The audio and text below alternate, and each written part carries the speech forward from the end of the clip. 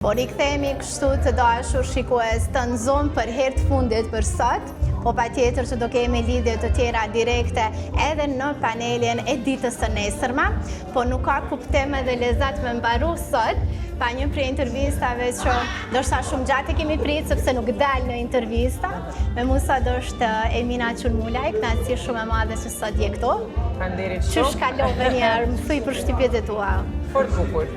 Unë edhe theksova më parë, është e domosdoshme që samitet e tilla të ekzistojnë, natyrisht për shumë gjërat, por kjo e një gruas, përfshimi i gruas në gjitha degët e jetës është diçka që duhet bisedohet, duhet celebrohet dhe të vazhdojnë të rritet aty ku meriton të jetë. Zbulu diçka, ndoshta cili është ai projekt që po të lëm pa gjumë natën?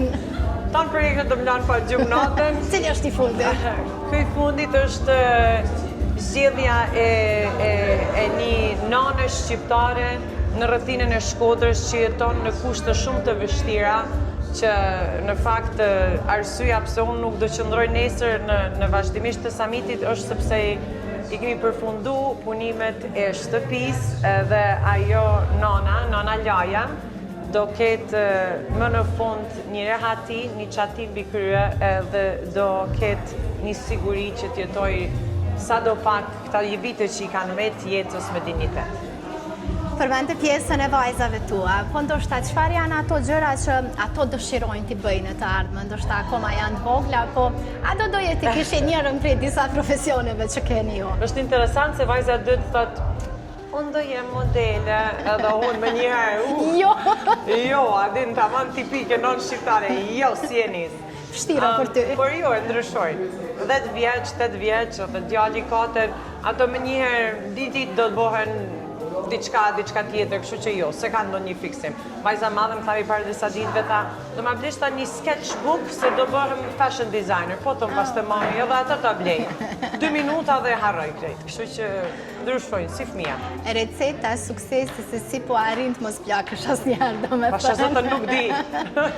Nuk di, por ka herë mendoj ndoshta edhe ka diçka të bëj ajo që kam bën në shpirt që del jashtë. Patjetër. Që ndoshta diçka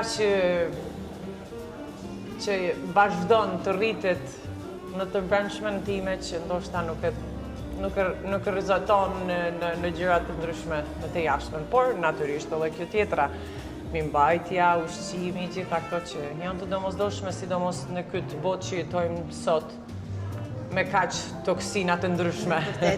Për fond, si qëndron Emina në raport me portalet? Ndoshta ta kemi para amrin gjithandej, ndoshta zgjohesh mëngjesi fërkon syt, a kjo jam unë. Ndoshta ka ndonë të njerë që të reagosh ndaj shkrimeve që me rast të din të jenë edhe lënduese? Po, disa herë më ka ndodhur. Nuk është se jam dikush që mos më të rajt as nuk di ku me këshyr, por nga një herë ma bëjnë kështu tag në Instagram, edhe i shoh aty edhe thëm, mua. A kjo jam unë. Po jo, po nuk është shumë e çuditshme që ka herë i marrin disa informata që janë krejt jo. Edhe i përplotësojnë në një mënyrë që ndoshta ai lezuesi i atij portalit, ta të shife.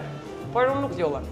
Nuk lullem sepse mendoj se sikur ta jetosha unë jetën me thashës themet, se unë portalet të shumta që i bëjnë gjërat të tilla për klikime, ju thëm thashë theme, nuk do isha këtu, do isha gjithë kohën duke bë kontra.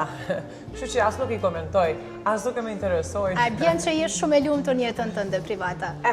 Dhe në vërtetën, kjo nuk, as pak balon të nuk ma prek. Kënaqësi shumë e madhe dashur si gjithmonë, do të shifemi besoj në projektet e radhës, mos e harro Kosovën, Kosova të do shumë.